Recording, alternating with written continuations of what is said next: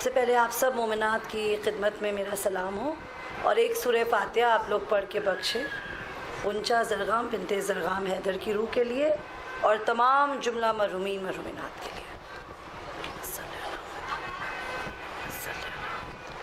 اللہم صلی علی محمد بسم اللہ الرحمن الرحیم رب العالمین الرحمن الرحیم مالک یوم الدین اهدنا الصراط المستقیم صراط الذین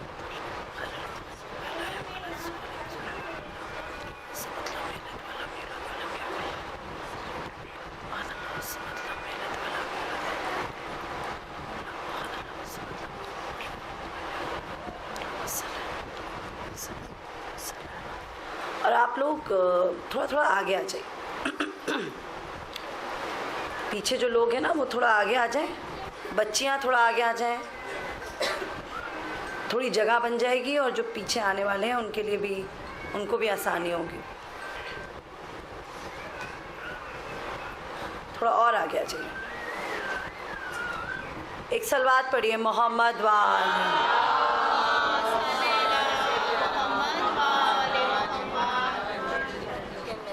فاتحہ۔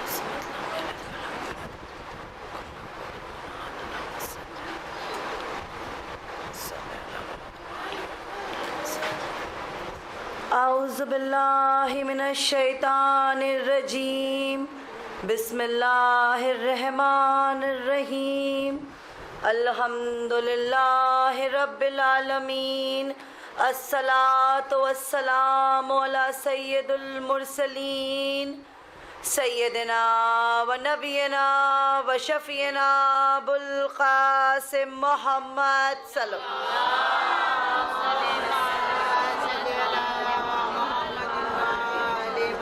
ہر تعریف اس کے لیے ہے جو بے حد بزرگ ہے، سب سے بہتر ہے، سب سے برتر ہے، سب سے افضل ہے، جس کا فضل و کرم عام ہے، جس کا احسان ہمیشہ معافی ہے۔ اے وہ خدا کی یاد جس کی شیری ہے پروردگار عالم، تیرا لاکھ لاکھ شکر ہے کہ تو نے ہم کو اتنی نعمتوں سے نوازا ہے اور ہماری ان مجلسوں کو، اس عبادت کو محمد و آل محمد کے صدقے میں قبول فرما۔ ایک صلوات پڑھیں۔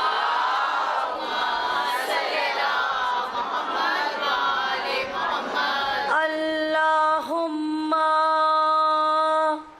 صلی وسلم وجیہ وبارک ولا صاحب دعوت نبویہ صلوات۔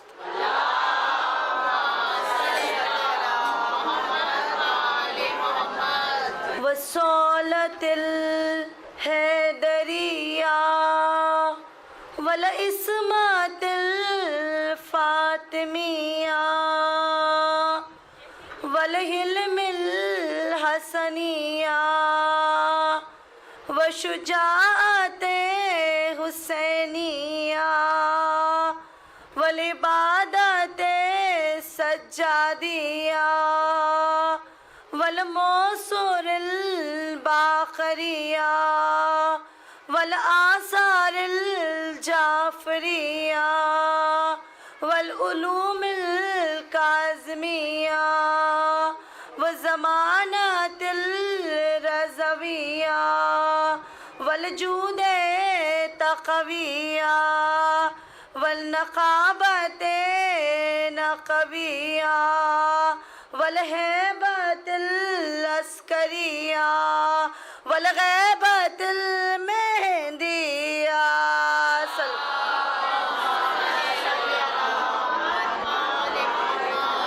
والاسرار الہیہ صلوات۔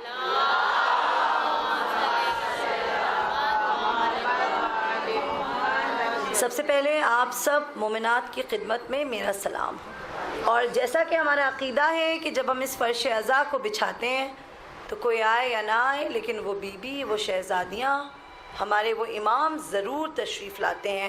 تو ہمارے لاکھوں سلام و درود ہو ہماری شہزادیوں کے اوپر اور وقت کے امام کے اوپر. ایک صلوات پڑھیے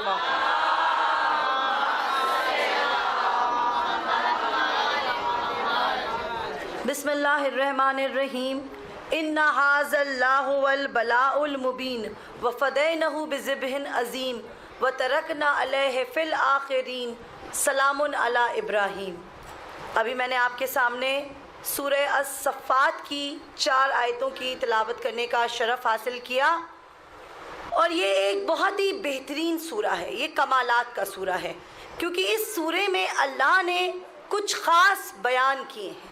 اس سورے میں اللہ نے اپنے نبیوں کا ذکر کیا ہے، نبی ابراہیم کا ذکر کیا ہے، نبی اسماعیل کا ذکر کیا ہے، نبی نوح کا ذکر کیا ہے، موسیٰ اور ہارون کا ذکر کیا ہے، اور الیاسین یعنی یاسین کا ذکر کیا ہے. اور اس سورے کے جو معجزات ہیں، اگر میں ان کو بیان کروں بس تھوڑا سا آپ کا وقت لیتے ہوئے، کہ اس سورے کو پڑھنے کی، اس کی تلاوت کرنے کی بے حد فضیلت ہے. یہ 37 نمبر کا سورہ ہے، اور سورہ الصفات میری چھوٹی بہنوں کے لیے یعنی رینجرز اور رینکنگ ان آرڈر اس سورے کا نام ہے. اور یہ مکی سورہ ہے، 182 آیتوں کا سورہ ہے.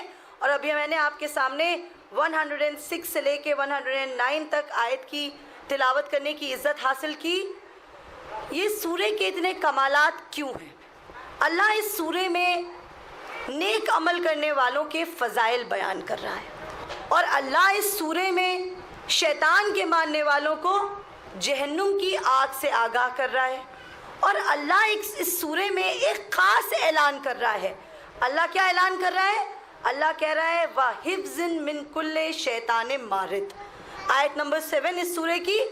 اللہ ارشاد فرما رہا ہے کہ ہر دور کے شیطان کے لیے اللہ کے دین کی حفاظت کرنے والے موجود ہیں. ہر شیطان کے لیے، ہر شیطان کے لیے اللہ کے دین کی حفاظت کرنے والے موجود ہیں. اور اس کے ساتھ ساتھ اللہ نے حفاظت کرنے والوں کا کی کوئی ایک نشانی بتائی. کہا وہ نشانی کیا ہوگی؟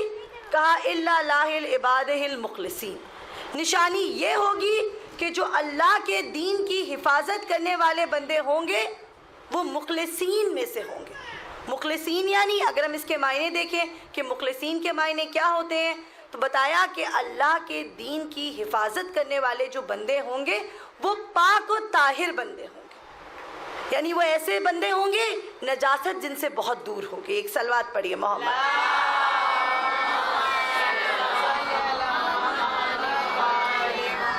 اور اس سورے کی اگر ہم تلاوت کرتے رہیں تو اللہ محفوظ رکھتا ہے جہنم کی آگ سے. اور اس کے ساتھ ساتھ ہمارے چھٹے امام امام جعفر صادق علیہ السلام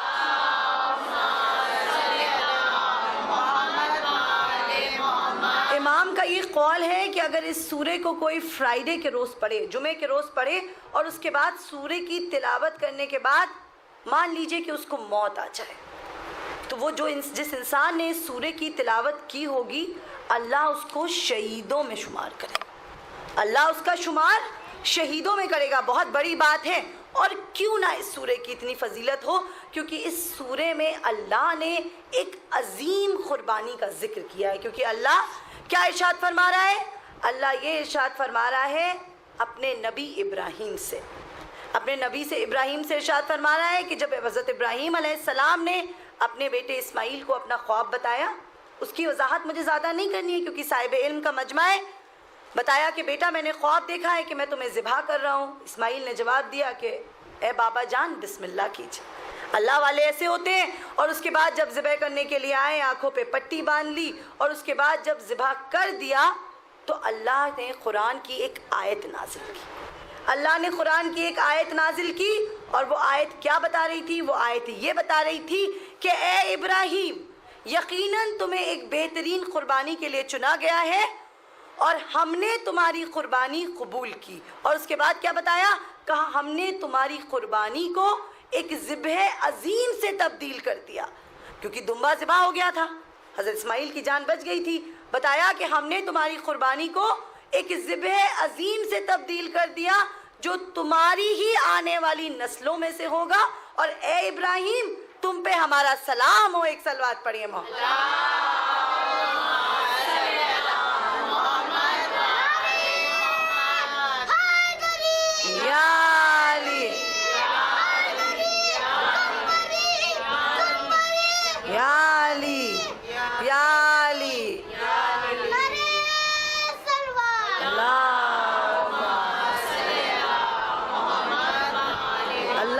اللہ ان نمازوں کو سلامت رکھے. کہا اے ابراہیم ہم نے تمہاری قربانی قبول کی اور ہم نے اس کو ذبح عظیم سے تبدیل کر دیا. تو اب ظاہر ہے دماغ میں سوال آتا ہے کہ وہ ذبح عظیم کون سی ہے؟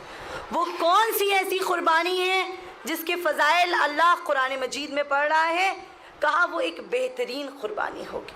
وہ ایسی قربانی ہوگی کہ جس کی مثال نہ کبھی دنیا میں لوگوں کو ملے گی اور نہ ہی کبھی دنیا کے لوگ اس قربانی کی اہمیت سمجھ پائیں گے. بہت بڑی بات میں نے کہہ دی. کہا نہ ہی کبھی لوگ اس قربانی کی اہمیت سمجھ پائیں گے. تو یہ کون سی قربانی تھی؟ یہ کون سی قربانی تھی؟ بس میں پہنچ گئی جہاں مجھے پہنچنا تھا. تو اللہ نے اس قربانی کے لیے کسے چنا؟ اللہ نے اس قربانی کے لیے کسے چنا؟ اللہ نے اس قربانی کے لیے آئے تطہیر کے وارث کو چنا. اللہ نے اس قربانی کے لیے آئے مبائلہ کے وارث کو چنا. اللہ نے اس قربانی کے لیے ایک ایسے شخص کو چنا جس کے لیے رسول اللہ نے ارشاد فرمایا ہے حسین منی و انا من الحسین. جس کے لیے اللہ کا رسول ارشاد فرما رہا ہے احب علی من احب حسین و ادا علی من ادا علی حسین. اور یہ جو رسول اللہ کی حدیث ہے یہ ہماری تمام کتابوں میں درج ہے. لیکن آج میں آپ کو اپنی کتابوں کا ریفرنس نہیں دوں گی. آج ہم لوگ بات کریں گے صحیح البخاری میں ایک کتاب ہے مفراد الابدال اور اس کتاب کی بک نمبر 19 کی حدیث نمبر 364 اور احمد بن حنبل کی جو مسند ہے اس میں بھی یہ حدیث موجود ہے. سنن ابن ماجہ کی کتاب میں 146 نمبر کی یہ حدیث موجود ہے کہ رسول اللہ ارشاد فرما رہے ہیں کہ حسین مجھ سے ہے اور میں حسین سے. اور جس نے حسین سے محبت رکھی اس نے سمجھ لینا کہ مجھ سے محبت رکھی. جس نے مجھ سے محبت رکھی اس نے اللہ سے محبت رکھی. سبحان اللہ. یہ کون ارشاد فرما رہا ہے؟ اللہ کا وہ رسول ارشاد فرما رہا ہے جو بنا مرضی خدا کے کچھ نہیں کہتا. اب بات یہ ہے کہ یہ جو حدیث رسول اللہ کی موجود ہے اور تمام مسلمان یہ دعویٰ بھی کرتے ہیں کہ ہم اس حدیث کو مانتے ہیں, ہم امام حسین علیہ السلام سے محبت کرتے ہیں. تو یہ جو قربانی امام نے دی ہے نا کربلا میں, یہ جو قربانی دی ہے یہ قربانی صرف مسلمانوں کے لیے امام نے نہیں دی. یہ قربانی امام نے انسانیت کے لیے دی. یہ قربانی امام نے حسینیت کے لیے دی ہے. کیونکہ اگر ہم امام کی قربانی پہ ایک نگاہ ڈالیں تو بہت بڑے بڑے لائف لیسنز ہم کو ملتے ہیں. صرف مسلمانوں کے لیے نہیں بلکہ پورے عالمین کے لیے لیسنز ملتے ہیں. امام نے ایسے ایسے درس اس قربانی سے دیے ہیں. امام نے اس قربانی کو دے کے یہ بتا دیا کہ دیکھو تمہارے وقت کی حکومت کتنی بھی ظالم کیوں نہ ہو کبھی اس کے سامنے اپنے سر کو نہ جھکانا. اور یہ ہر دور میں ریلیونٹ رہا ہے. اور اس کے بعد امام نے یہ بھی بتایا کہ دیکھو باطل تمہارے سامنے موجود ہوگا اور ہو سکتا ہے کہ ایسا دور ہو کہ باطل تمہیں کچھ پریشان نہ بھی کر رہا ہو لیکن تب بھی امت کے لیے حق کے واسطے اپنی آواز اٹھانا. یہ کون کہہ رہے ہیں؟ امام بتا رہے ہیں. اور اس قربانی میں امام نے یہ بھی بتایا کہ دیکھو یہ سمجھو کہ لیڈر کیسے بنا جاتا ہے, ہادی کیسے بنا جاتا ہے. لیڈر بننا آسان بات نہیں ہے کہ کوئی بھی کھڑا ہو گیا فلیگ لے کے اور لیڈر بن گیا. جب ہم لیڈر بنتے ہیں تو ہم سب کے بارے میں سوچتے ہیں. امام نے پوری امت کے بارے میں تو سوچا, امام نے پوری امت کے بارے میں سوچا اور اس کے ساتھ ساتھ امام نے ایک درس دیا ہے کہ کس طرح سے کربلا جب امام گئے تو امام تنہا نہیں گئے بلکہ اپنی پوری فیملی کو ساتھ لے کے گئے. اور یہ سوال اٹھتے ہیں اور میں یہ بھی کہوں گی کہ یہ پوری ایک الگ مجلس ہے. اس مجلس میں بیان نہیں کر سکتی کہ امام پوری فیملی کو ساتھ میں کیوں لے کے گئے تھے, خواتینوں کو ساتھ میں لے کے کیوں گئے تھے, بچوں کو ساتھ میں لے کے کیوں گئے تھے. بس اتنا سمجھ لیجئے کہ اس بات سے کہ امام سب کو ساتھ لے کے گئے تھے we understand the magnitude of the sacrifice, کہ کتنی بڑی قربانی کے لیے اللہ نے امام حسین علیہ السلام کو چنا تھا. ایک صلوات پڑھیں. اللہم صلی علی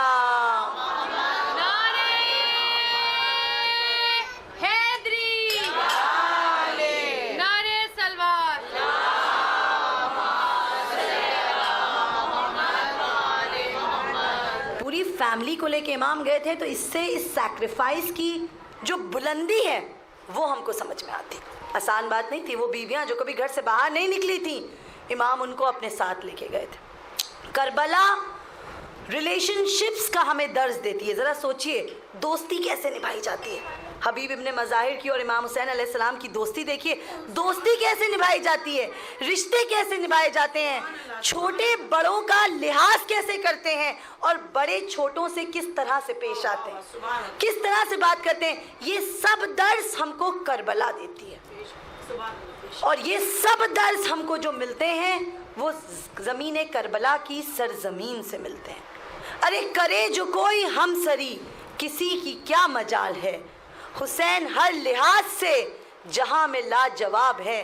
یہ ہو چکا ہے فیصلہ, نہ کوئی دوسرا خدا نہ کوئی دوسرا حسین ہے. ایک صلوات پڑھیے.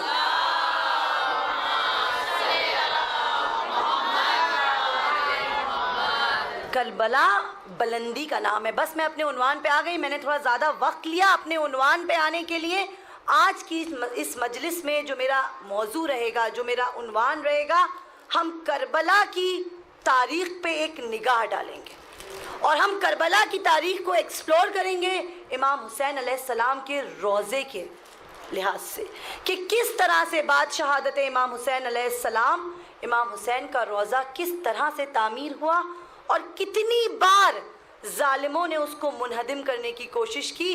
لیکن آج بھی, کیونکہ یہ ایک ہسٹوریکل مجلس ہو رہی ہے, آج 19 صفر کو ہم یہاں بات کر رہے ہیں اور کربلا میں امام کے زائر نجف سے واک کرتے ہوئے پہنچ رہے ہیں. تو بس میں نے آج جو اپنی مجلس کا عنوان کیا ہے, ہم امام حسین کے زائر کی کیا اہمیت ہوتی ہے اس پہ نگاہ ڈالیں گے. میں کوشش کروں گی کہ جلدی جلدی اپنے بیان کو سمیٹوں, بس آپ میرا ساتھ دیجیے گا. ایک صلوات پڑھیے محمد.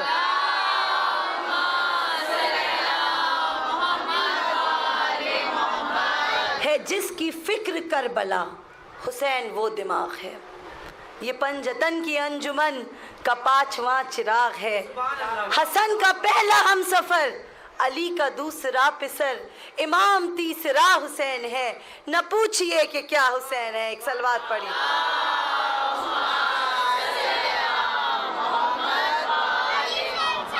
حسین بادشاہ, حسین بادشاہ, حسین بادشاہ. اللہم صلی علی محمد وآل. زمین کرب و بلا کو پروردگار عالم نے رشک خلد بری بنا دیا, اور اس کربلا کی خاک کو خدا نے خاک شفا بنا دیا. یہ ہم نہیں کہتے کہ ہماری ہے کربلا, یہ ہم نہیں کہتے کہ ہماری ہے کربلا, اور حق بات تم کہو تو تمہاری ہے کربلا. اور جس نے نبی کے دل میں اتاری ہیں آیتیں, اس نے ہمارے خون میں ڈالی ہے کربلا. ایک صلوات.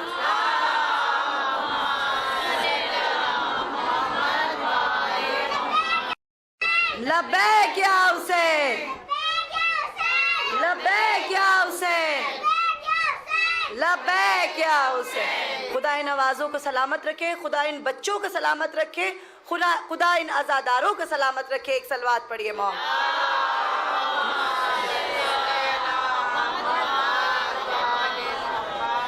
تو بعد شہادت امام حسین علیہ السلام سن 61 ہجری میں جب امام حسین علیہ السلام کربلا میں شہید ہو گئے, اس کے بعد 12 یا 13 محرم کو, آپ سب جانتے ہیں, روایتوں میں ہے, ہم نے مجلسوں میں سنا ہے, 12 یا 13 محرم کو باعجاز امامت ہمارے چوتھے امام تشریف لائے تھے, اور بنی اسد کے ساتھ مل کے امام کو دفن کیا تھا. امام نے دفن کیا تھا امام کو, اور اس کے بعد جب سب شہدائے کربلا کو دفن کر چکے تو کچھ کھجور کے تنے لگا دیے تھے, کچھ کھجور کے تنے لگا دیے تھے اور کچھ پتھر کی لوہیں لگا دی تھی، نشان تھے. اور بنی اسد نے ایک سدار کا پیڑ، ایک سدار کا ٹری بھی امام حسین علیہ السلام کی قبر مطہر کے پاس لگایا تھا. اور بنی اسد جو تھے وہ کربلا کے رہنے والے نہیں تھے. بنی اسد ایک غدریہ نام کا ایک گاؤں تھا، الغدریہ کے رہنے والے تھے، کیونکہ کربلا، کرب و بلا اگر ہم دیکھیں تو یہ ایک ایسا نام ہے عراق میں، سینٹرل عراق میں 100 کلومیٹرز فرام بغداد. ایک جنگل ہے، ایک بیابان جنگل ہے جہاں پہ پہلے رہائشی ایریا نہیں تھا، جہاں لوگ رہا نہیں کرتے تھے. حالانکہ وہاں کی جو زمین تھی وہ بہت نرم تھی، کیونکہ کربلا کا نام ہے. کربلا کے الگ الگ مطلب ہم کو ہسٹوریکلی ملتے ہیں. ایک تو مطلب ہم کو ایک پرشین پوئٹ نے بتایا، اس نے کہا کرب کے معنی ہوتے ہیں غم اور بلا کے معنی ہوتے ہیں مصیبتیں. تو یہ ایک ایسی زمین ہے جہاں پہ بہت مصیبتیں ٹوٹی ہیں یقیناً. لیکن اس کے علاوہ کچھ اور بھی ہم کو معنی اس نام کے ملتے ہیں کہ کربلا کے معنی سافٹ ارتھ بھی ہوتے ہیں، ایک ایسا زمین کا ٹکڑا جو نرم ہو. اور اس کے بعد ایک پرشین پوئٹ نے یہ بھی بتایا کہ اینشینٹ بیبیلونین ولیجز جیسے نینوا، جیسے الغدریہ، الہیر، النواویس اور کربابل، یہ ولیجز تھیں جہاں پہ رہائشی ایریا نہیں ہوا کرتے تھے، جو جنگل تھے، جو نینوا تھے، جو بیابان تھے. اور اس کے بعد جب امام حسین علیہ السلام کو بنی اسد نے دفن کر دیا، کیونکہ امام نے وہ جگہ کربلا کی خریدی تھی، یہ تو آپ سب جانتے ہی ہیں. اس کے بعد جب اہل حرم رہا ہو کے آئے ہیں تو 63 ہجری میں پہلے زائر جو امام حسین علیہ السلام کی قبر پہ آئے ہیں وہ جابر ابن عبداللہ انصاری، وہ رسول اللہ کے ایک صحابی بھی ہیں. اور اس کے بعد سن 64 ہجری میں یعنی سن 64 ہجری میں توابین نام کا ایک گروپ تھا جو امام حسین علیہ السلام کی نصرت کے لیے آنا چاہتا تھا. لیکن اس وقت کسی مصلحت کی وجہ سے وہ آ نہیں پائے، انہیں پتہ نہیں چل پایا، دیر ہو گئی اور پھر پتہ چلا کہ امام شہید ہو گئے. تو اس کے بعد ایک پورا گروپ تھا جو توبہ کرتا ہوا، اپنے منہ پہ تماچے مارتا ہوا بصرہ سے کربلا آیا تھا. بصرہ سے کربلا بہت طویل سفر ہے. بصرہ سے کربلا آیا اور اس کے بعد ایک دو لوگ نہیں آئے تھے، 4000 زائر حسین آئے تھے. یہ بات کی جاتی ہے نا کہ یہ واک ایک نیا فنومنا ہے، یہ نیا فنومنا نہیں ہے. سن 64 ہجری میں 4000 توابین بصرہ سے کربلا پہنچے اور پھر انہوں نے کربلا میں 3 دن اپنا قیام کیا اور انہوں نے امام حسین کے روضے کی زیارت کی، تمام شہدائے کربلاؤں کے روضے کی زیارت کی اور اس کے بعد وہ واپس سیریا گئے. اور اس کے بعد سن 65 سن 66 ہجری کے آس پاس جب کوفے کے گورنر حضرت مختار ہوئے، جب حضرت مختار پاور میں آئے تو انہوں نے سب سے پہلے، اسی لیے تو چوتھے امام نے ارشاد فرمایا ہے کہ اللہ کا رحم ہو مختار کے اوپر، اللہ کی بلیسنگز ہوں مختار کے اوپر، کہ جس نے پہلی بار جو امام حسین علیہ السلام کے روضے کو جس نے تعمیر کیا ہے، پہلی بار جس نے روضہ بنوایا ہے وہ حضرت مختار علیہ السلام ہے. انہوں نے ایک مسجد بنوائی، ایک کنسٹرکشن کیا اور اس میں ایک سفید چونے کا گنبد بنوایا اور ایک مسجد بنائی اور اس میں 2 دروازے بنائے. ایک آگے کا دروازہ تھا جس کو نارتھ گیٹ کہا جاتا تھا اور ایک گیٹ کو ساؤتھ گیٹ کہا جاتا تھا. اور اس کے بعد یہ جو کنسٹرکشن ہوا، ظاہر ہے ایک لمبا وقت لگ گیا اس کنسٹرکشن کو ہونے میں، تو اس کی ذمہ داری ابراہیم ابن مالک اشتر کو دی گئی. اور اس کے بعد حضرت مختار نے یہ بھی کہا ابراہیم سے کہ اے ابراہیم ایک کام یہ کرتے ہیں کہ کوفے سے کچھ لوگوں کو ہم کربلا شفٹ کر دیتے ہیں. ایک بستی بسائی مختار نے، کچھ بستی مارکیٹس بنی، وہ چاہتے تھے کہ یہ جگہ کربلا جو نینوا ہے یہ جگہ بس جائے. اور اس کے بعد کوفے میں جن لوگوں کو حضرت مختار نے لا کے بسایا ان کو اہم ذمہ داریاں دیں کہ تمہاری ذمہ داری ہے کہ تم روضے کی مجابری کرو گے. ایک صلوات پڑھیے محمد.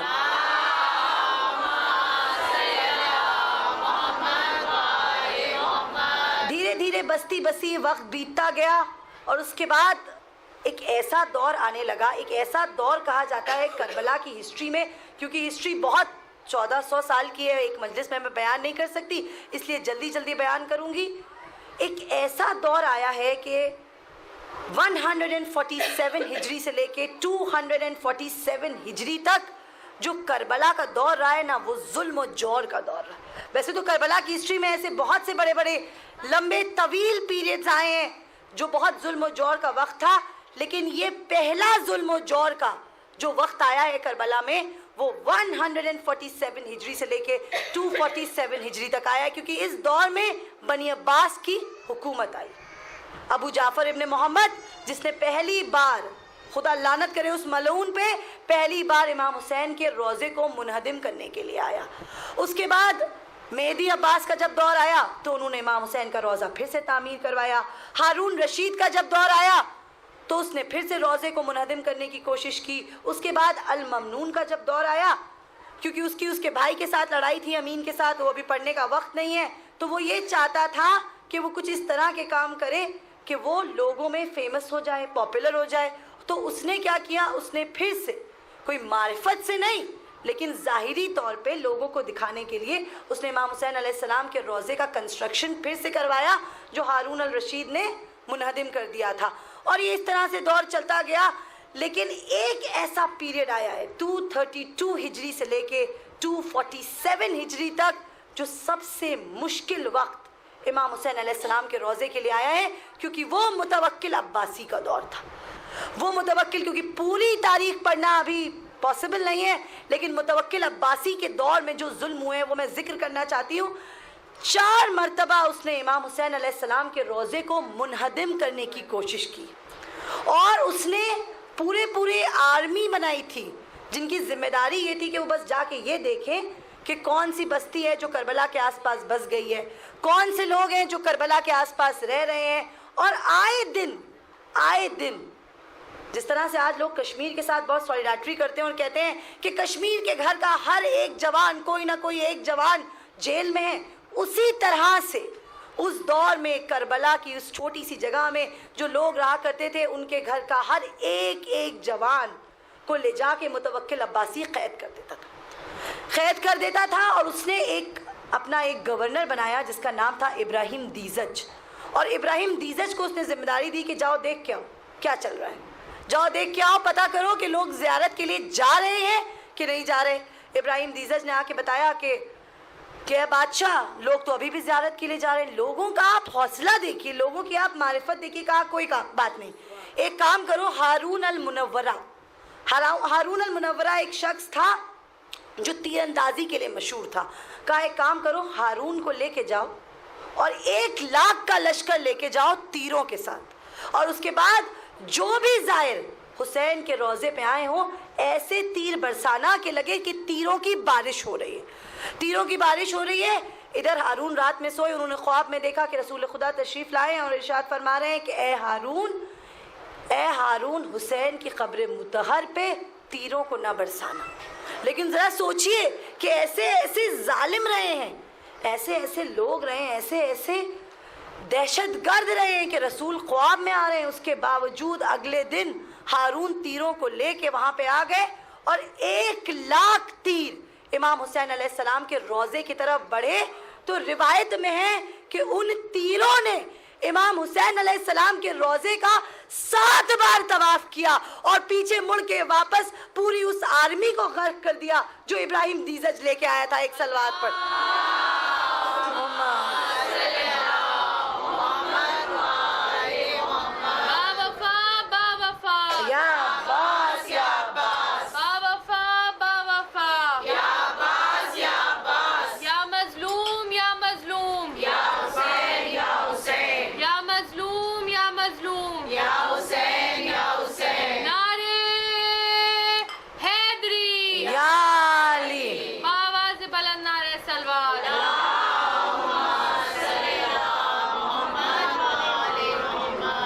جب ہارون ناکامیاب رہا تو متوکل عباسی نے اس کو پھانسی پہ چڑھا دیا.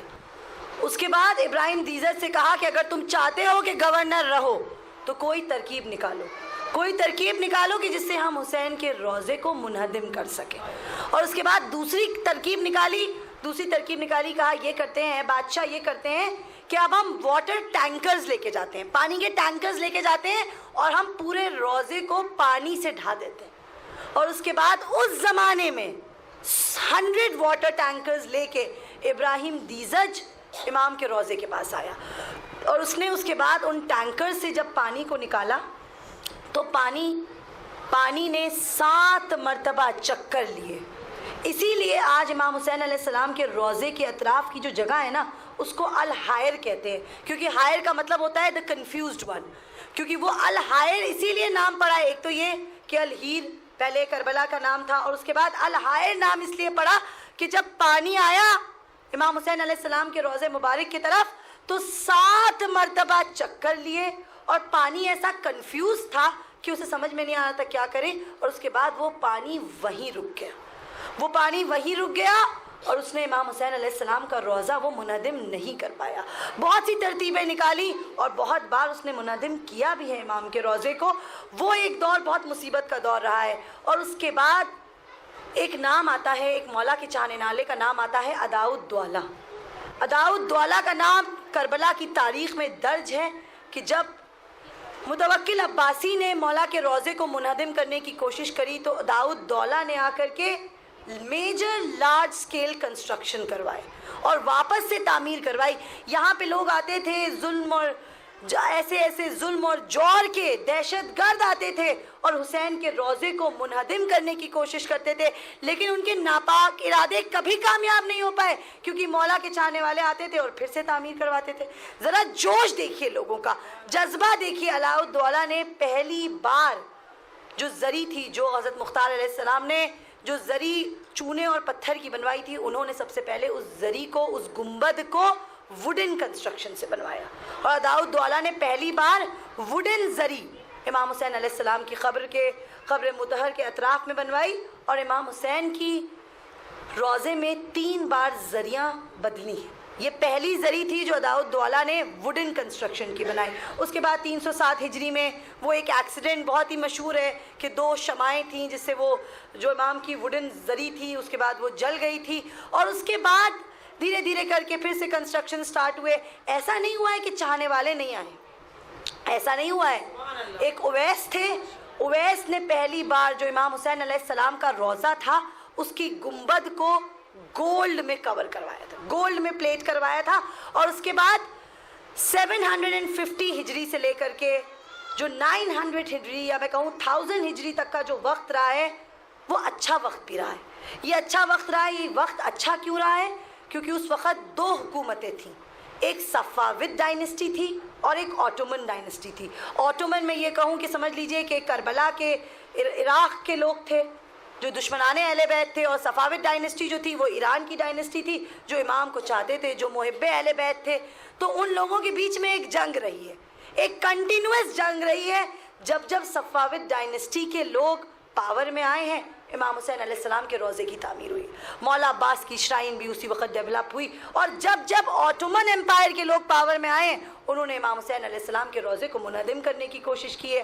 اور یہ جو صفاوید ڈائنسٹی کا پیریڈ رہا ہے میری چھوٹی بہنوں کے لیے, باقی تو صاحب علم کا مجمع ہے, اس دوران 900 ہجری کے آس پاس جو نجف کا حوضہ ہے وہ اسٹیبلش ہوا ہے. اس وقت بہت سارے کام ہوئے ہیں. اس وقت حسینیہ کینال بنا ہے کیونکہ پانی میں نجف کی طرح کربلا میں بھی پانی کی واٹر کرائسس بہت تھی, حسینیہ کینال بنا ہے. اس وقت مولا عباس کے روضے کو پورا اس کو ڈیکوریٹ کروایا گیا ہے. تو اس وقت بہت کام ہوا ہے. اس کے بعد پھر سے آٹومن پاور میں آئے.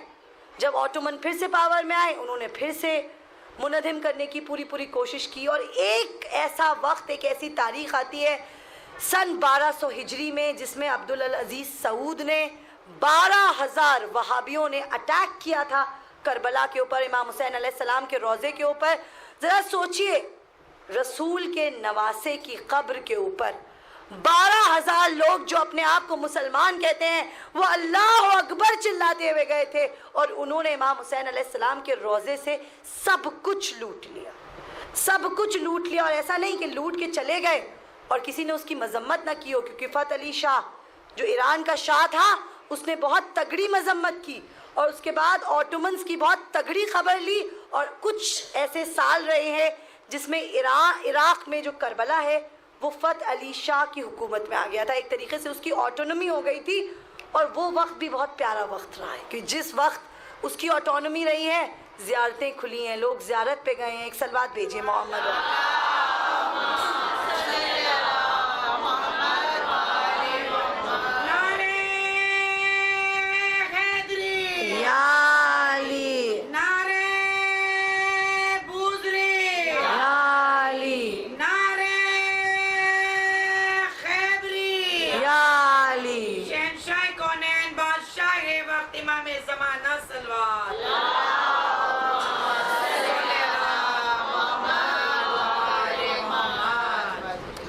صفویڈ ڈائنیسٹی گری ہے, آٹومن امپائر آئی ہے, فتح علی شاہ کا آٹونومی رہی ہے, اس کے بعد وہ گئی ہے, بہت طویل ہسٹری ہے کربلا کی. بس میں یوں کہوں کہ جو مولا کے چاہنے والے تھے وہ آتے رہے اور وہ تعمیر کرواتے رہے.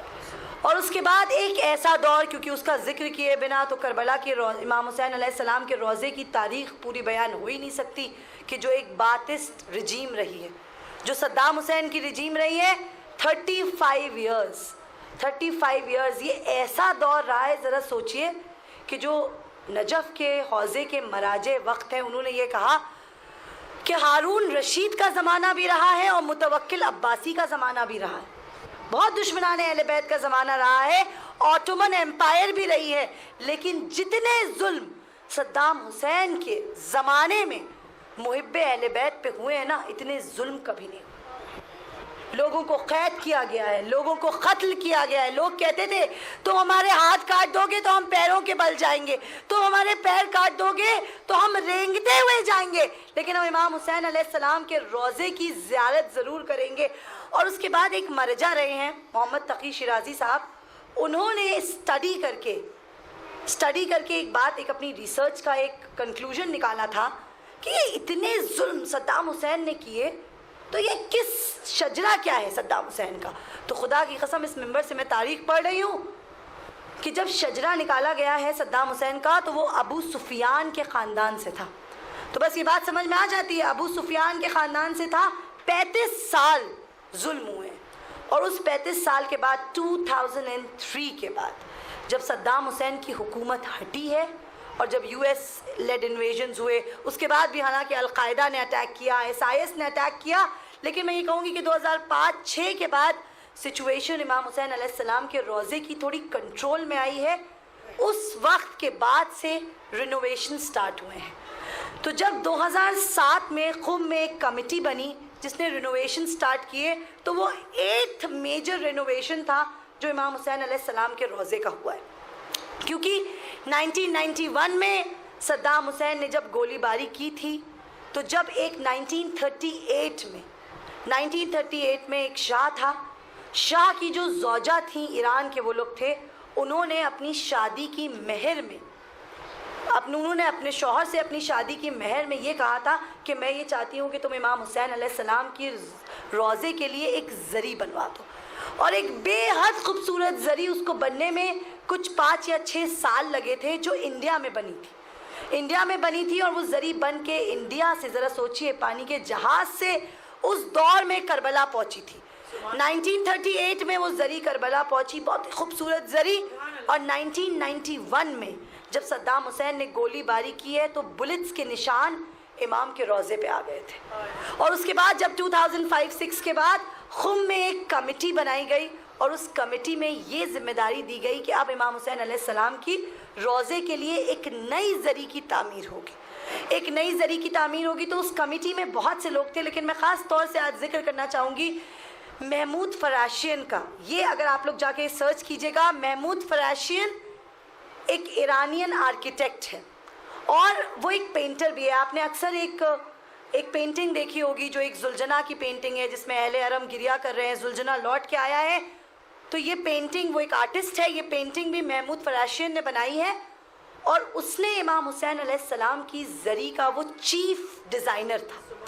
2007 میں اس پروجیکٹ کی پلاننگ ہوئی, اور اس کے بعد 5 سال لگے ہیں زری کو بننے میں, اور 2013 میں 15 شعبان کے روز امام حسین علیہ السلام کی یہ زری کو انسٹال کیا گیا تھا. ایک صلوات پڑھیے محمد.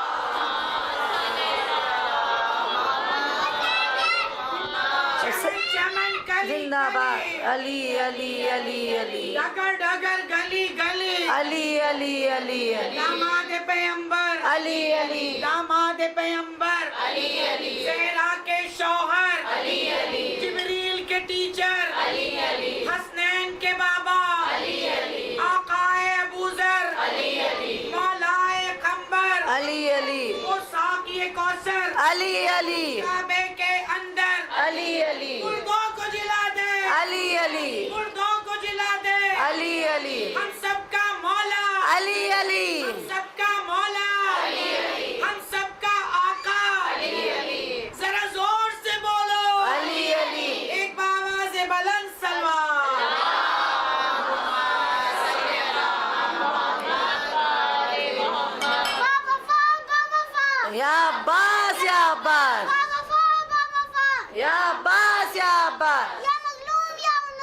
یا حسین یا حسین، یا مظلوم یا مظلوم، یا حسین یا حسین، نعرے حیدری، یا علی یا علی، نعرے سلوان، اللہ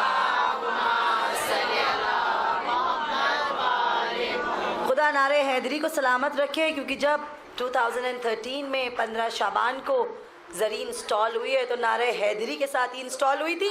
اور میں تھوڑا سا ذکر کرنا چاہوں گی، خدا آپ سب کو ہم سب کو کربلا جانا نصیب کرے، اور جو ہو کے آئے ہیں انہوں نے وہ منظر اپنی آنکھوں سے دیکھا ہے. میرا بہت دل چاہ رہا ہے کہ آج 19 صفر کو میں ذکر کروں تھوڑا سا امام حسین علیہ السلام کی اس خوبصورت زری کا. 12 ٹن کی زری ہے، 118,000 کلوز آف گولڈ اس زری میں لگا ہوا ہے، چاندی اور سونے سے مل کے بنی ہے. اور اس زری پہ سورۃ الانسان کی، سورۃ الکوثر کی آیتیں لکھی ہوئی ہیں.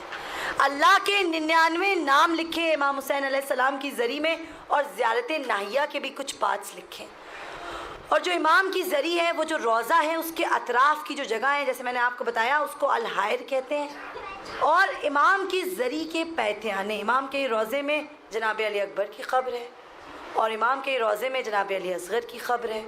اور اس سے اگر ہم صدن پوش کی طرف 10 میٹرز بڑھیں تو حبیب ابن مظاہر کی قبر بھی وہیں پہ ہے. حبیب ابن مظاہر کی قبر الگ سے اس لیے ہے کیونکہ پوچھا گیا تھا کہ الگ سے کیوں ہے، کیونکہ بنی اسد نے ان کو الگ سے دفن کیا تھا، کیونکہ حبیب ابن مظاہر اور بنی اسد دونوں ایک سیم گاؤں کے تھے، الغدریہ کے تھے. اور اس کے بعد ہم کو ایک ایسا مقام بھی ہے جہاں جناب حر کی بھی قبر ہے، وہ بھی الگ ہے، کیونکہ پہلے ہی جب امام آئے تھے 12ویں امام تو جناب حر کی قبر پہلے ہی بن چکی تھی کیونکہ ان کے گھر والے وہاں موجود تھے. اور پھر ایک 12 میٹرز کا گنج شہیدہ ہے، ایک ایسا روضہ ہے جس میں سورہ احزاب کی آیتیں لکھی ہیں. اور امام اکثر اپنے صحابیوں کو سورہ احزاب پڑھ کے سناتے تھے. سورہ احزاب کی آیتیں لکھی ہیں اور اس میں امام کے انصار کی زیارت. اور اگر آپ انشاءاللہ ہم سب کو کربلا جانا نصیب ہو، جو روضہ ہے وہ ایسا خوبصورت روضہ ہے. اب جب رینوویشنز ہوئے ہیں، آپ اگر باہر نکلیں تو جو کوٹیاد ہے اس میں 14 ڈومز ہیں، 14 گنبد ہیں جس میں 14 معصومین علیہ السلام کے نام لکھے ہوئے ہیں. اور اس کے بعد جب آپ امام حسین کے روضے سے آگے بڑھیں گے تو امام حسین کے روضے سے مولا عباس کے روضے تک کی دوری 378 میٹرز کی ہے. اور اس جگہ کو بین الحرمین کہا جاتا ہے، اس جگہ کو بین الحرمین کہا جاتا ہے. اور ابھی کچھ میجر پروجیکٹس چل رہے ہیں، اور میں ذکر کرنا چاہوں گی ان پروجیکٹس کا. جو ٹلہ زینبیہ ہے وہاں پہ ایک الزینبیہ ماسک بننی ہے، انشاءاللہ ہم سب کو زیارت کرنا نصیب ہو. اور آج جب آپ بین الحرمین میں کھڑے ہوتے ہیں تو آپ کو جو گنبد امام حسین علیہ السلام کے روضے کی ہے اور مولا عباس کی ہے وہ پوری نظر نہیں آتی ہے. اس لیے ایک اور پروجیکٹ چل رہا ہے کہ دونوں گنبدوں کو 7 میٹرز اپلفٹ کیا جائے، اوپر کیا جائے. ایک صلوات پڑھیے محمد.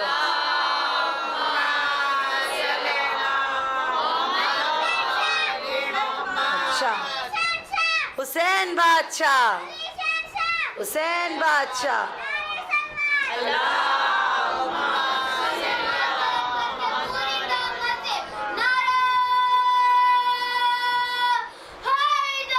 یا علی یا علی یا علی.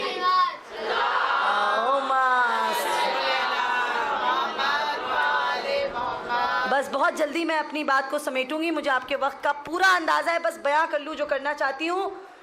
تو امام حسین علیہ السلام کے روضے کی جو تاریخ ہے نا وہ بہت دردناک بھی رہی ہے، وہ بہت انسپریشنل بھی رہی ہے. ذرا سوچئے کہ کتنے مشکل دور بیتے لیکن لوگوں نے امام کے روضے پہ جانا نہیں چھوڑا. اور ایک کتاب ہے، بہترین کتاب، میں اپنی سب بہنوں سے کہنا چاہوں گی کہ آپ اس کتاب کو پڑھیں، بڑوں نے پڑھ رکھی ہوگی، کامل الزیارت. ایک خوبصورت کتاب ہے، 500 پیجز کی ہے ویسے تو وہ کتاب، لیکن پڑھنے میں کافی انٹرسٹنگ ہے. اردو میں بھی ہے، عربک میں بھی ہے، انگلش میں بھی ہے. اور اس کتاب میں امام حسین علیہ السلام کے زائروں کی فضیلت بیان کی گئی. اور کس نے فضیلت بیان کی ہے؟ اللہ کے رسول نے بیان کی ہے، مولا کائنات علی ابن ابو طالب علیہ السلام نے بیان کی ہے، سارے اماموں نے بیان کی ہے، اور خصوصاً ہمارے چھٹے امام نے. امام ارشاد فرماتے ہیں کہ دیکھیے ویسے تو آپ کبھی بھی زیارت کے لیے جا سکتے ہیں, کوئی بھی مقام آپ کو جب ملے, جب موقع ملے آپ زیارت کے لیے جا سکتے ہیں, لیکن 3 ایسے موقع ہیں جس پہ زیارت کا بے انتہا ثواب ہے. 3 موقع ہیں. اگر آپ نارملی بھی کبھی بھی زیارت پہ جائیں تو آپ کو 70 مستحب حج کا ثواب ہے, پوری ذمہ داری کے ساتھ اس منبر سے 70 مستحب حج کا ثواب ہے, اور 4 گنا یہ ثواب بڑھ جاتا ہے اگر آپ ان 3 موقعوں پہ جائیں. وہ 3 موقع کون سے ہیں؟ ایک عرفہ کا موقع ہے, ایک 15 شعبان کا موقع ہے, اور ایک عاشور کا موقع ہے. کہا یہ 3 موقع ایسے ہیں کہ اگر آپ ان 3 موقعوں پہ جائیں تو آپ کا ثواب 4 گنا بڑھ جاتا ہے. جیسے سمجھ لیجئے کہ آپ نے اللہ کے رسول کے ساتھ 4 حج کیے ہوں. سبحان اللہ, بہت بڑی بات ہے اللہ کے رسول کے ساتھ حج کرنا. اور اس کے بعد کسی نے چھٹے امام جعفر صادق علیہ السلام سے پوچھا صلی اللہ محمد کہا امام یہ بتائیے کہ یا علی یا علی اللہم خدا ان نمازوں کو سلامت رکھے. کسی نے امام سے پوچھا کہ امام یہ بتائیے کہ سب سے زیادہ ثواب کس وقت ہے کربلا جانے کا؟ امام کا وہ جملہ امام نے اپنے صحابی کی طرف دیکھا اور کہا خدا کی قسم 1000 مستحب حج کا ثواب ہے اگر 40 میں کربلا جاؤ. 1,00,000 رکعت نمازوں کا ثواب ہے اگر 40 میں کربلا جاؤ گے. اور یہیں پہ امام خاموش نہیں ہوئے, کہا یہ سمجھ لو کہ 100 احد کے شہیدوں کا ثواب ہے اگر تم 40 میں کربلا جاؤ گے. ایک سلام.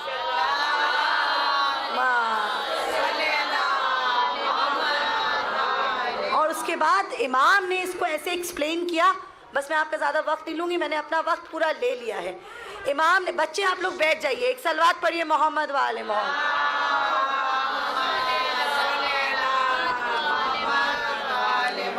امام نے یہ بتایا کہ میرے جد امام حسن علیہ السلام نے 22 حج پا پیادہ کیے تھے. بہت بڑی بات, ایسے تو بہت سے حج کیے تھے لیکن 22 حج پا پیادہ کیے تھے.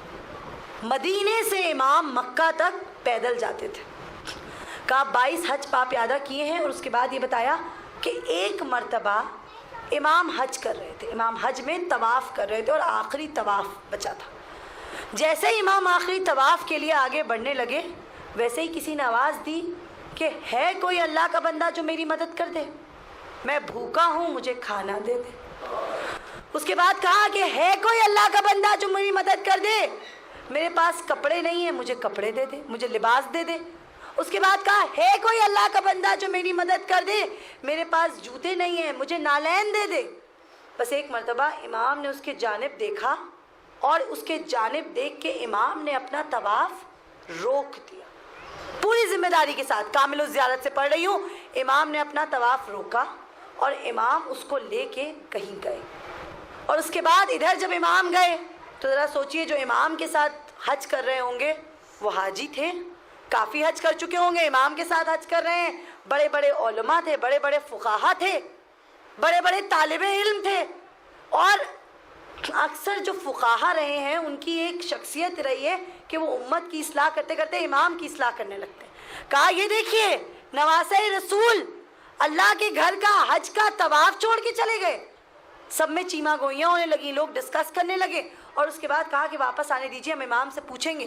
جب امام واپس آئے ہیں تو زبانی حملے ہونے لگے, زبانی حملے کرنے لگے لوگ. کہا امام آپ نواسہ رسول ہیں, آپ حج کا طواف چھوڑ کے چلے گئے, اللہ کے گھر کا طواف چھوڑ کے چلے گئے. امام نے پہلے مسکرایا اور اس کے بعد پھر سے نیت باندھی اور جا کے اپنا طواف کیا, کوئی جواب نہیں دیا.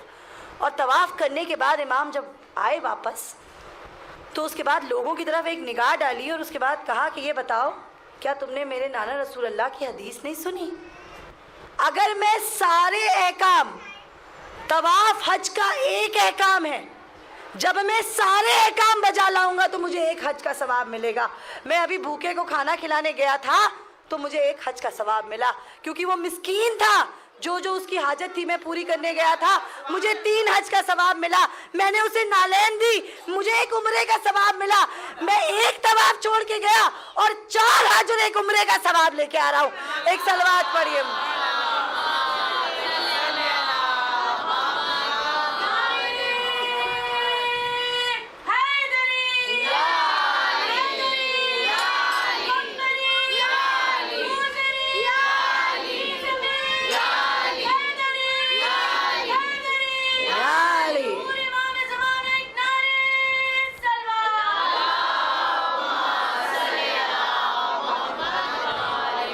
उसके बाद इमाम ने आयत पढ़ी, बिस्मिल्लाहिर्रहमानिर्रहीम, इन्नमा वलियुकुमुल्लाहु व रसूलुहु वल्लज़ीना आमनू वल्लज़ीना युक़ीमूनस्सलाता व युतूनज़्ज़काता व हुम राकिऊन, कि अरे हम उनके फर्जंद हैं कि जब वो नमाज में भी होते हैं और कोई सामने साइल आ जाता है तो उसको खाली हाथ नहीं छोड़ते, हालत रुकू में उसको अंगूठी दे देते। एक सलवात पढ़िए।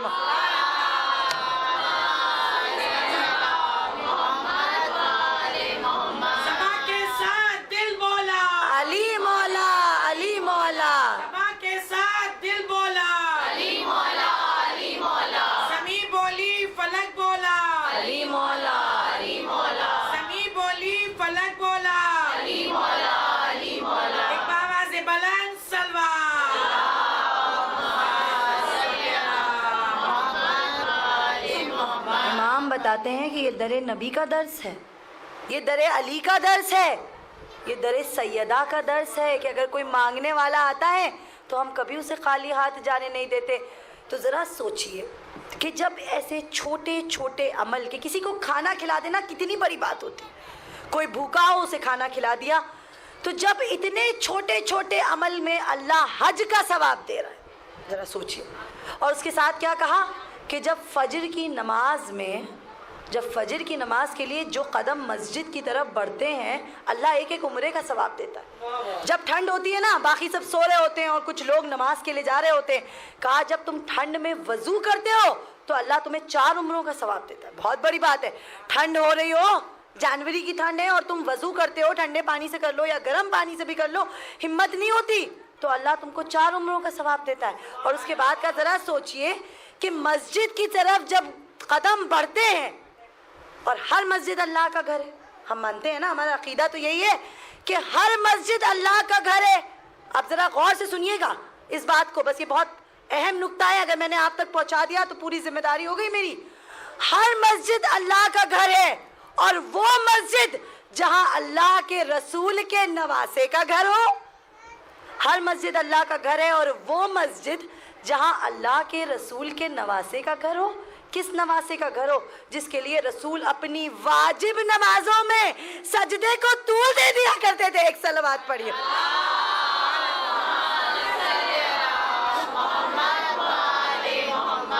मेरा हुसैन बाग नबूवत का फूल है, हैदर की इसमें जान है, खूने बुतूल है, और है कौन इस जहान में हसनैन के सवा, ऐसा सवार जिसकी सवारी रसूल है।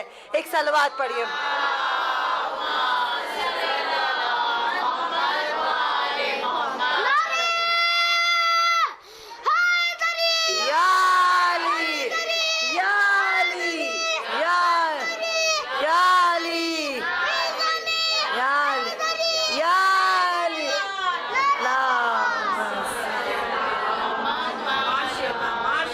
हमारे घर का बच्चा बच्चा अली अली करता है। अजीज़ों, ये अजर रिसालत है जो हम अता कर रहे हैं। जब एक बार आप नारे हैदरी लगाते हैं ना, खुदा की कसम अजर रिसालत अता कर रहे हैं, क्योंकि अल्लाह के रसूल ने हमसे और कुछ मांगा ही नहीं है सिवाय इसके कि हम इनकी आल से मोहब्बत करें। और क्यों ना करें, दुनिया में है कोई इस लायक कि जिससे मोहब्बत की जाए सिवाय दर अली के, सिवाय दर अहले बैत के। बस मैं अपने मंजिल पे आ गई, मैंने आपकी जहमत को तमाम किया। 5 मिनट, बिल्कुल घड़ी देख के 5 मिनट मैं नजफ टू करबला जो वॉक होती है उसका जिक्र करना चाहूँगी, क्योंकि ये एक ग्लोबल फिनोमेना है, ये एक ग्लोबल फिनोमेना है। और 64 हिजरी से लोग वॉक करके करबला जा रहे हैं। और अभी आज इस वक्त जब हम यहाँ बैठे हैं इमाम बाड़े भटवा मऊ हाउस में, ज़रा सोचिए कि मौला के ज़ाहिर करबला पहुँच गए। अजीज़ों, नजफ की जो वॉक है ना, नजफ से करबला 75 to 80 किलोमीटर्स, 3 दिन लगते हैं, 2 रातें लगती हैं और 3 दिन लगते हैं। और बहुत से लोग बसरा से वॉक करते हुए आ रहे होते हैं, 2 हफ्तों से वॉक करते हुए आ रहे होते हैं। बस मैंने अभी मसाइब पढ़ने शुरू नहीं किए, 5 मिनट मेरा साथ दे दें आप लोग। ऐसा खूबसूरत एक्सपीरियंस अल्लाह हम सबको नसीब करे। ऐसा खूबसूरत एक्सपीरियंस होता है कि इस वक्त इस साल 2022 में आर्च बिशप जो जॉर्जिया के हैं वो नजफ टू करबला वॉक पे गए हुए। 56 कंट्री के लोग इस वक्त करबला पहुंच चुके हैं। इंटरनेशनल, दुनिया की सबसे बड़ी इंटरनेशनल गैदरिंग है, और क्यों ना हो। और मैं यहाँ से इस प्लेटफॉर्म से, क्योंकि यूट्यूब पे भी मजलिस जा रही है, मैं कहना चाहूँगी तमाम बड़े बड़े मीडिया हाउसेस से कि क्यों ये दुनिया का इतना नेग्लेक्टेड इवेंट है, क्यों बीबीसी, क्यों तहलका में अब तहलका नहीं मचता कि आके इस वॉक को कवर करें। क्योंकि ज़रा सोचिएगा, बहुत जिम्मेदारी के साथ एक नुक्ता आप तक पहुंचा दूं कि अगर किसी लोकल मॉस्क में कुछ दहशतगर्द जाके अटैक कर देते हैं तो इस्लाम को फौरन जज कर लिया जाता है। दुनिया की सबसे बड़ी peaceful gathering Najaf to Karbala, इससे बड़ी कोई गैदरिंग इससे बड़ी नहीं है, पूरी जमानत के साथ। ना हज में इतने लोग होते हैं, ना कुंभ के मेले में इतने लोग होते हैं, 1 महीने तक चलता है। ये 3 दिन का रास्ता है, 20 मिलियन लोग पाप प्यादा चल रहे हैं नजफ से करबला तक। 1400 पोल्स पड़ते हैं रास्ते में, और हर पोल से मिला हुआ 1-1, 2-2 मौक़िब होते हैं। बस मैं ये बताऊं कि जो ज़ायरे हुसैन होता है ना, उसे कुछ ले जाने की ज़रूरत नहीं है, बस वो अपने कपड़े पहने हो, एक छोटा सा बैग हो। अब रास्ते में उसको भूख भी लगेगी, उसको वॉशरूम जाना हो सकता है कोई फर्स्ट एड की ज़रूरत हो, कोई मेडिकल, कोई दवा चाहिए हो, चक्कर आने लगे, वो आराम करना चाहेगा, रात में वो सोना चाहेगा। सबकी जिम्मेदारी उन मौक़िबों ने ले ली, और अलग अलग मौक़िब है, इंडिया का भी मौक़िब है। जितने भी इस वक्त आलम दीन के मरजे मौजूद हैं, सबका 1-1 मौक़िब लगता है। हर मैजेस्टी ट्रस्ट का भी एक मौक़िब करबला में लगा हुआ है, यूनाइटेड नेशंस का भी एक मौक़िब करबला में लगा हुआ है। और बस लोग दिल में एक हसरत लिए हुए कि इमाम हुसैन अलैहिस्सलाम के रोज़े की हमें ज़ियारत हो जाए, चलते जा रहे हैं, आंखों में आंसू है, होठों पे नौहा है, पीस। और it is the longest dining table in the world, क्योंकि पूरे रास्ते में गरीब इराक़ी फार्मर्स होते हैं, लेबरर्स होते हैं, अपने अपने घरों से बाहर निकल आते हैं, जो कुछ उनके पास होता है वो लेके, और उसके बाद 1-1 ज़ाहिर से कहते हैं, हाथ जोड़ के कहते हैं, तुम्हें खुदा की कसम कुछ खा लो हमारे पास से, तुम्हें क्या चाहिए बताओ, तुम्हारे पैर दबा दें, हम किस तरह से तुम्हारी मदद कर दें।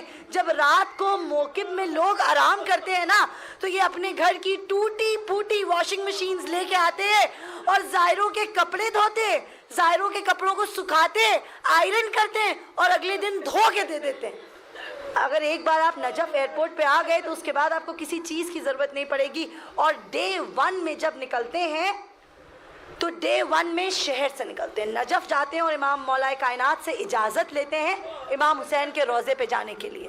और उसके बाद जब नजफ से निकलते हैं तो वादी सलाम की ज़ियारत भी होती है। वादी सलाम मेरी छोटी बहनों के लिए एक सारी अच्छी रूहें वादी सलाम में होती हैं। जितने भी शिया मरजे गए हैं उन सब की रूहें वादी सलाम में, वो दफन है वादी सलाम में, 2 नबियों की भी कब्र है वादी सलाम में।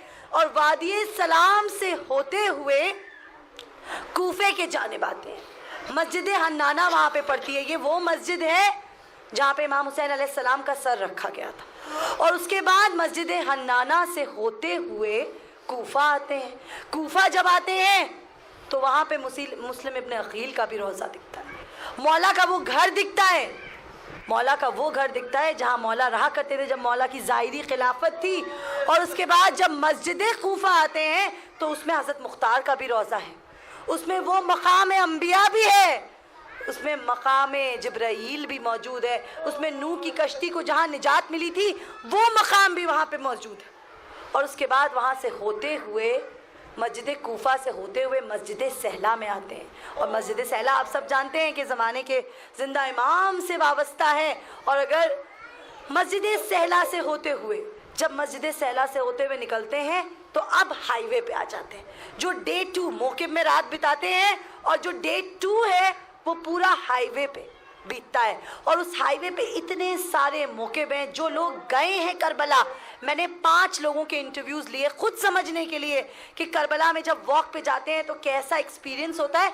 कहा ऐसी रूहानियत होती है करबला के इस सफ़र में, ऐसी रूहानियत होती है, ऐसी इंसानियत देखने को मिलती है, ऐसी खिदमत खल्क देखने को मिलती है जैसी हमने दुनिया में कभी नहीं देखी। लोगों के आंखों में आंसू होते हैं और ज़बां पे नौहा होता है। और डे 3 में ज़रा सोचिए कि जब डे 3 में ये 19 सफ़र वो वक्त होता है, इस वक्त यहाँ पे हम बैठे हुए हैं और मौला के अज़ादार करबला पहुँच चुके हैं। अजीज़ों, मौला के अज़ादार करबला पहुँच चुके हैं। और मैं ये कहूँगी कि इधर मौला के अज़ादार करबला पहुँच रहे हैं, उधर जिंदाने शाम से हुसैन की बहन करबला आ रही। हुसैन की बहन, खुदा हम सबको करबला जाना नसीब करे। खुदा हम सबको इलाही आमीन कहिए। खुदा हम सबको जल्दी से करबला बुलाए। ए मेरे मौला, अरे ये हमारा वो मजलूम इमाम है ना जिसका चेलुम ना हो सका। अजीजों, अरे हुसैन की बहन अब जब रिहाई मिली है ना, जब अहले बैत ताहिरीन को रिहाई मिली है तो अहले हरम को रिहा होने की ख्वाहिश ही चली गई थी।